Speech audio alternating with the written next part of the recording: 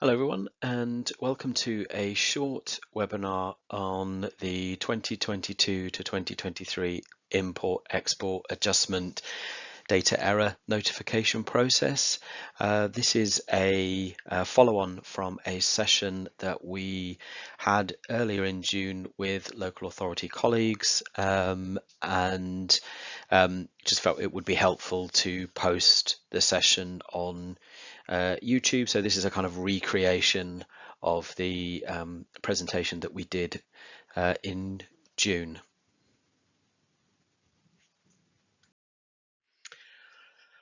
Okay, so the kind of things that we're going to be covering today, we'll be looking at the import-export adjustment in the dedicated schools grant.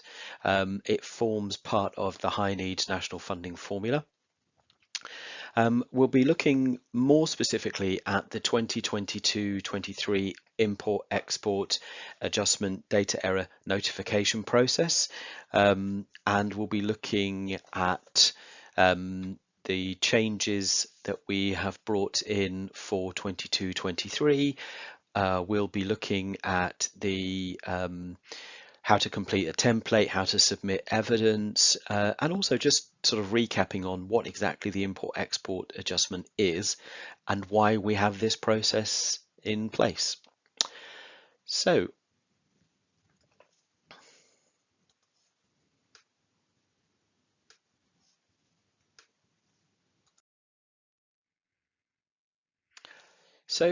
as I'm sure you will all be aware, at the end of May, the ESFA published the 2022-23 import-export adjustment data.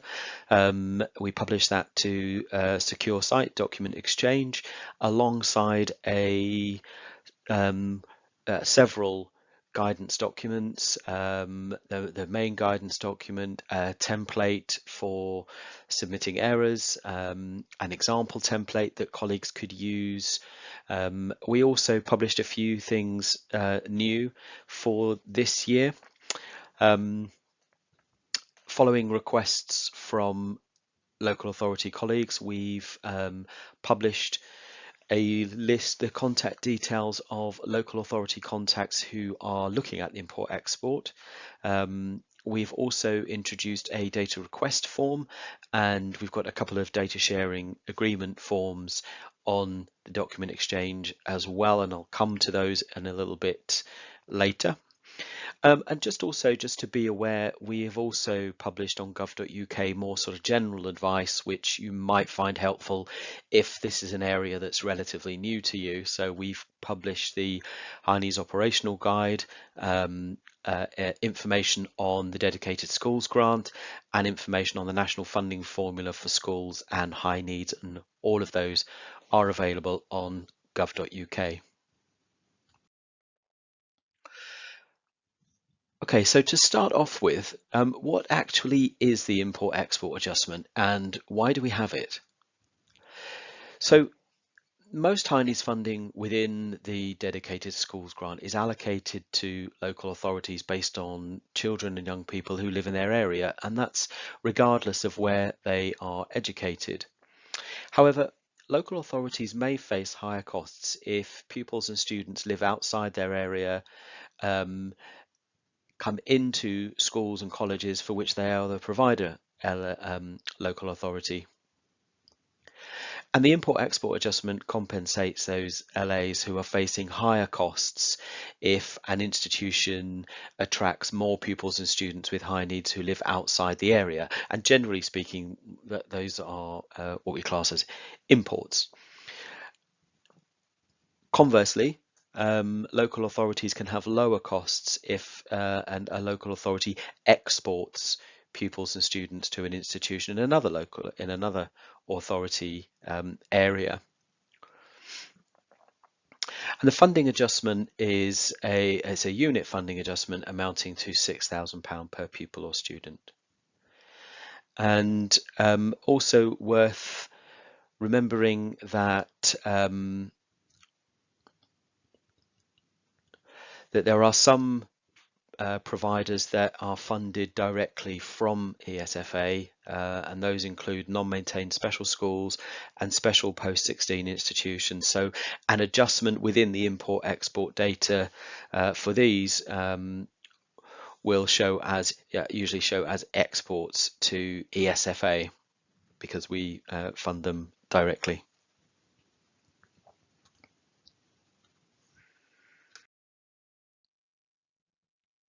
Okay, so then the data that's used in the high needs NFF for allocations in the DSG is the same basis as in previous years. So we look at two main data sources.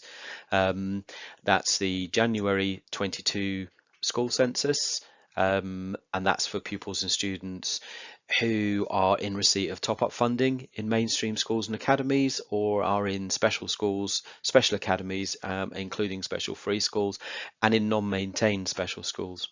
So in those instances, we use the January 2022 school census data, or we will use the 21-22 ILR R06 return for students aged 14 to 18 and those aged 19 to 24 with education, health and care plans who receive top-up funding in special post-16 institutions, FE colleges and independent learning providers.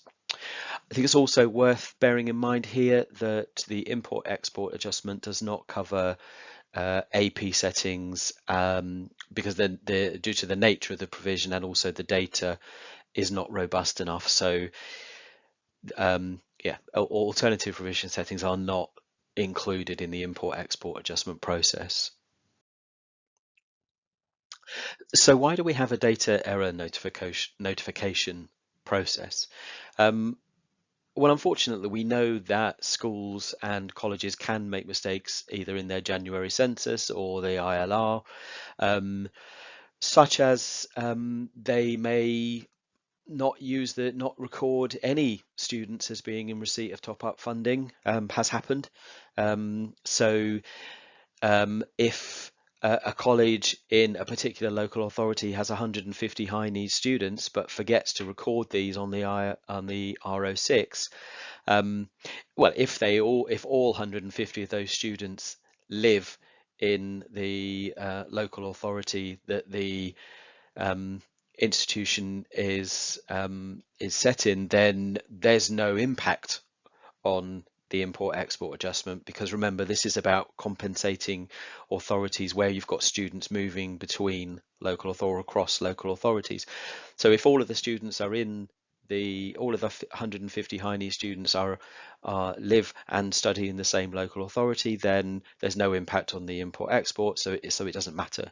But if 100 of those live in another local authority, so if I'm the provider local authority, if the institution is in my area, then let's say 100 of those are coming in to the into my LA to study at that local authority from somewhere else, then that I could be then there should be an import-export adjustment of £600,000 coming into my DSG. Well, if the institution has not if the return hasn't flagged any high needs students, then that 600,000 is not going to come into my DSG and it will sit somewhere else. So this process allows local authorities to tell us where there has been an error. And it could be that the impact that it overstates the number of pupils being exported to another local authority, which would cost costs the local authority more because more of their DSG is being moved into another local authority when than should be. So it can be that an error made by the school or the college could have quite a significant financial impact on the local authorities, which is why we allow them. Why do we allow local authorities to let us know if there is a data error that would lead to further adjustments in the DSG? So how does it work? Well, firstly, I think it's really important to note that local authorities are not required to do this. So we publish the data at an institution level and at aggregated to local authority level, so that local authorities can, if they wish,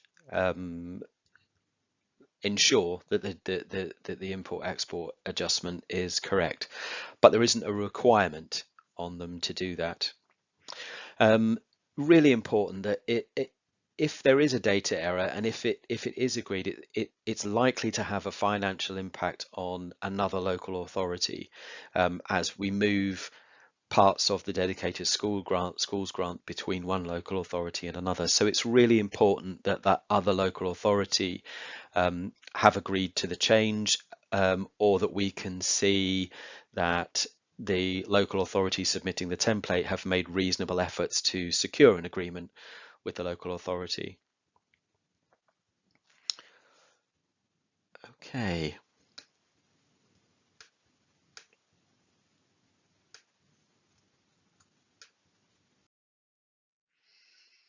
Okay, so the import-export data error process has been around for a couple of years now, and we've been tweaking it, making small improvements where we can. And we've introduced a series of changes for 22-23, and that's largely as a result of local authority feedback. And so just to look at some of those. So first off, local authorities have been telling us that it can be quite difficult to that the data that we provide makes it quite difficult for them to identify who is either missing from the data or who's there and shouldn't be without some kind of pupil or student identifiers. So this year, I'll talk about this in a bit more detail soon, but this year we've introduced a process whereby local authorities can request student identifier information from ESFA, which we can then provide securely to enable them to follow up with institutions and with other local authorities. So we're hoping that makes the situation so slightly easier for you. We've also been made aware that it can be quite difficult to contact the right person in another local authority, particularly one where you may not have an established relationship, and getting responses out of other local authorities and just identifying who you need to speak to can be problematic. So we have provided a list of named local authority contacts, which we hope will make that process slightly more straightforward. There are a few missing, and if you need the contact details for one of the missing local authorities, then just please email in and we'll sort that for you. We have also introduced a threshold for not agreed requests with other local authorities. So this doesn't apply to cases agreed with other local authorities, and we're hoping that throughout these changes that it just makes the process that much more straightforward. So by providing the student identifiers, by providing the local authority contacts, we're minimizing the number of not agreed cases. We have also provided some indicative timings just to really help colleagues plan between now and the latter part of July, when the data error template needs to be submitted.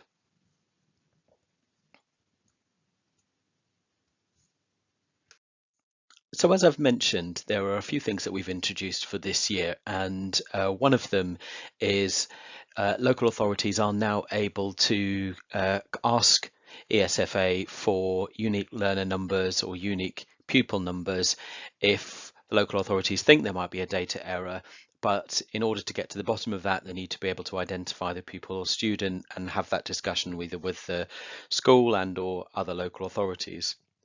Now, important to realise or to note here that any requests for ULNs or UPNs have to be relevant to the process. They have to be relevant to the import-export process. There are two different mechanisms at play here as well. If you are requesting information from the ILR, then the data sharing agreements around those have already been put in place, and you'll need to complete the request form, which I'll look at in a moment, but there isn't any other documentation you need to submit. However, if you're asking for data from the census, then there are two things that you will need to complete on top of the data request form. There's a data sharing agreement, which is looks quite bulky. It's quite a large document, but it's mainly sets out the parameters in which we were able to share the data with you. And there's a small section that you need to complete and return to us alongside an individual declaration form. We only need one data sharing agreement per local authority, but for each of the people that are accessing the data, they will need to complete the individual declaration form. You can submit the data request form without this, but we can't provide the data without it. So really important to note. And again, just to reiterate, this only applies to the census. In order for us to get the information from the census and ILR and return to you in good time for you to pick up any future any discussions with other local authorities or institutions, then we need to have the data request form submitted back by the 29th of June, which then gives us gives you a few weeks to get that data back and to resolve any of the queries that you've got. I'm just going to move on now to look at the data request form.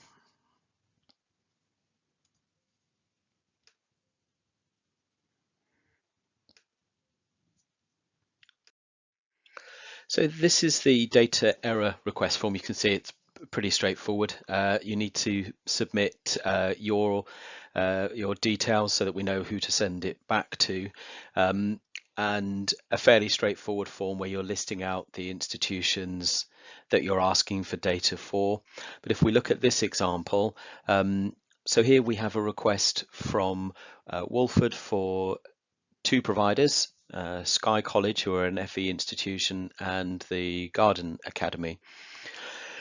The Sky College is an FE college. It's Wolford is their provider local authority.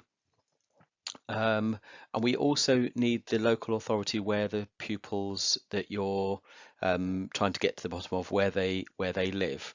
So in this instance, it would be Hollyoaks local authority. Remembering the reason we ask for that is because this is about the import-export process. So if they live and study in Wolford, then they don't have an impact on the import-export adjustment. So if you're the provider local authority, then you just need to write in here which local authority you're asking for that student information for.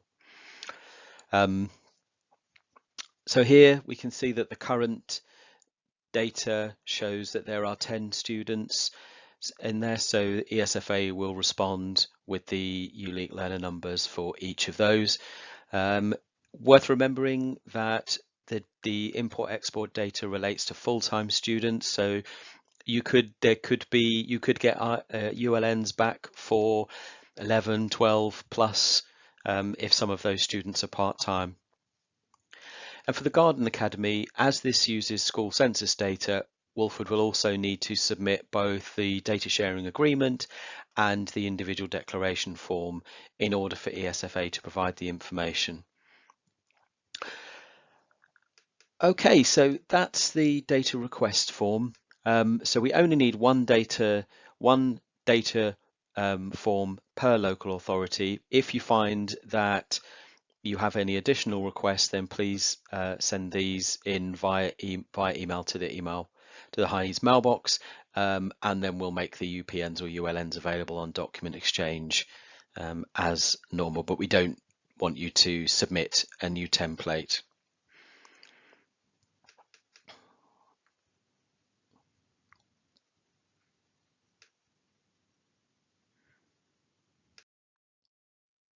And this just shows you the two data sharing agreements that we have been talking about. And remember, these are just for the census, and these have been published to the Document Exchange, so you'll see them in your main folder. Okay, so moving on to completing the data error template. This is the kind of main document that we need back from local authorities if you want us to make adjustments to the DSG. There's an example template on docx, and the blank template is also on docx for you. We'll go through some of the main bits that you need to complete, and also look at the evidence that we need in order to agree the change in the DSG. So the template includes several sheets. We've broken it down into a kind of summary, and then we're looking for requested changes that have been agreed with relevant local authorities, those that have not been agreed with the local authority, and we also need for schools and colleges where the ESFA is the provider local authority. So remember, we spoke about that earlier, which are SPIs, non-maintained special schools, and a few specific institutions, and those are listed in the guidance documents. As I said, an example template is available on docx, and examples of evidence are also included in the guide, and we've used some wording in the templates, which I'll show you in just a second as well. So this is, as I said, this is the main document that we need back. So this has to be submitted by the 22nd of July with the evidence in order for us to consider the request to adjust the DSG. Okay, so within the main import export data error template, we're going to be focusing on 4 of these worksheets. So we'll start by looking at the summary. This really is just a kind of front sheet where you need to provide your contact details. The total change, you don't need to worry about that because they will pull those through from some of the other sheets. And a summary of the request, it's really just there to provide any kind of additional information or any notes that you think will be relevant for us. Okay, and then we move on to look at the agreed change sheet.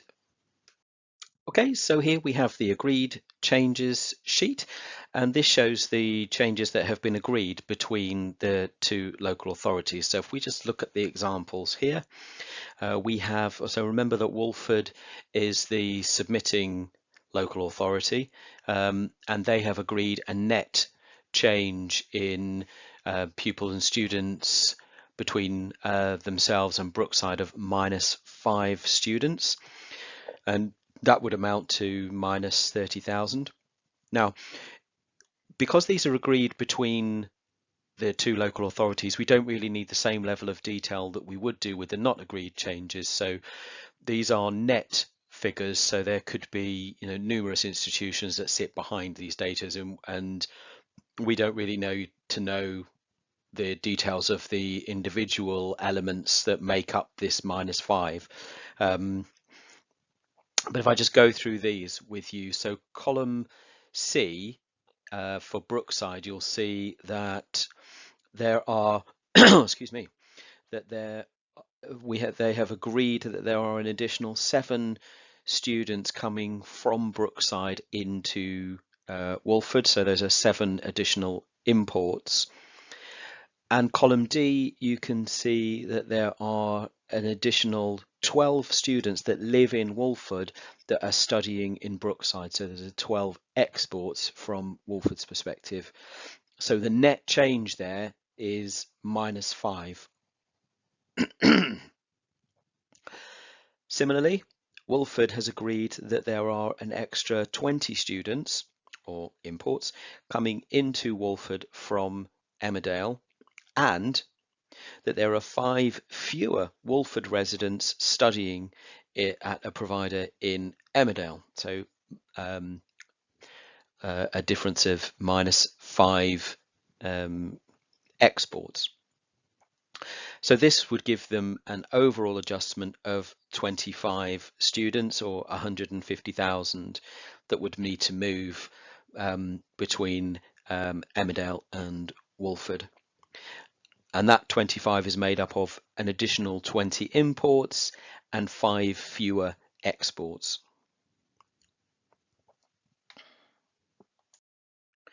And if we open the attachment that's embedded in that worksheet, we can see here that we've got an email between Wolford and Brookside that agrees to the 5 net change. So you can see that we don't need lots and lots of information, but we just need something that agrees the extent of the change.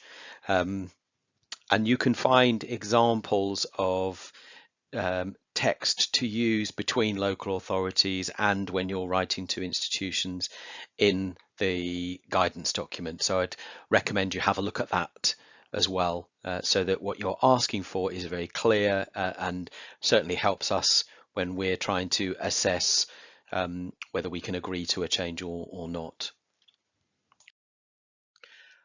Okay, so if we look at the not agreed change sheet, so we can see here that we need a little bit more information here, and we can see that there are there's institution level information here now, and these show where Wolford has been unable to agree the change with the other local authorities, be that Coronation, Hollyoaks, or Emmerdale.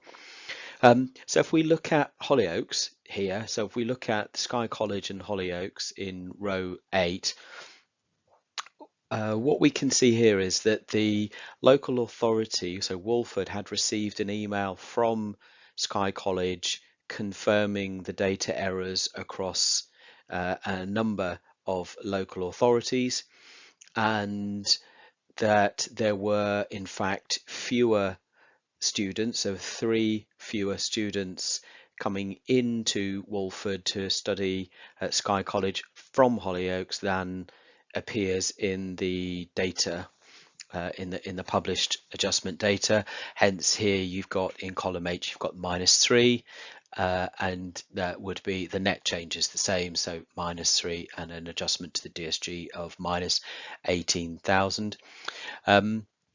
In these kinds of instances, it's really important that we have evidence from the institution as well as the local authority. So if we can see here, if we look at the email that has come back marked in column M from the institution, so we can see here that we have got Hollyoaks appears here at the bottom with 10 being recorded in the ILR when it should have in fact been 7, which gives us a net adjustment of, or an adjustment, sorry, of -3 for Hollyoaks local authority.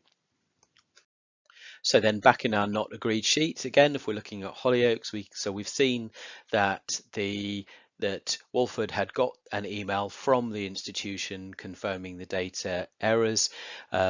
They have then subsequently written to Hollyoaks to agree the -3 change, but had not received a response. So let's just have a look at that email. So you can see here that Wolford have written to Hollyoaks asking them to agree the the error, the 3, and acknowledging the impact that that would have on the DSG. But to date, they have not received a reply to this, hence it sits in the not agreed change worksheet. Okay, so this is new for this year. This is a ESFA funded institutions sheet. So this is where you would record that there are errors in the number of pupils attending the centrally funded institutions, and those would be SPIs, non-maintained special schools, and the 6 centrally funded exceptions which are named in the guidance. So here you would show that, so here evidence shows that Wolford were exporting to fewer students to sunny days than are recorded in the ILR. So that would mean that they would see an adjustment to their DSG of plus 12,000 because there are 2 fewer students going into sunny days than are currently recorded, and the email from the institution would confirm that. Okay, so that's how non-maintained special schools, SPIs, and the centrally funded exceptions are recorded in the template. Okay, so here are some suggested timelines. Now these are flexible, but they hopefully give colleagues an idea of the kinds of activities that they might need to be engaged in between when we publish the data and the 22nd of July when the templates need to be submitted to ESFA. So here you can see just a sort of general kind of information, kind of work that local authorities would be engaged in at these key these weeks as we go through the process. So at the moment we'll be local authorities should really be looking at the data, deciding whether they want to investigate any potential data errors and do a bit of early engagement with other local authorities, with the schools and colleges. And that then just extends into the next week, the following week, week 4 or so. During this time, you might also want to consider submitting the data request form to ESFA if you need those student and pupil identifiers. And then around about week 4, you would be requesting the agreement and supporting evidence from the local authorities and institutions. As I say, these are not hard and fast. You may want to do this much sooner. Depends on how much you've got to go through and what sort of errors you're looking at. And then sort of week 6, 7, 8, so towards the end of the process, you may well be asked to consider requests from other local authorities who are seeking agreement on errors that might impact on your DSG that they are looking at. And then around about week 8, we'll be finalising the requests and the supporting evidence and then getting that off to ESFA. So I hope that's helpful. And so just to look at a few of the key dates in a bit more detail. So here, really, I think, just to pick out some of the key dates, the 29th of June, that would be the deadline for submitting data request forms, and that's so that we have got sufficient time to pull the data together and get it out to you and enable you time to then investigate that further with other local authorities and with the institutions. And sort of moving to the end of the process, that 22nd of July deadline, that's when we need to have the templates in order for us to then review, look at the evidence, and then get some initial responses back out to local authorities by mid-August. And then jumping right to the end, remembering that the adjustments for these will be made to the November DSG. Okay, well, I hope you found that this session helpful.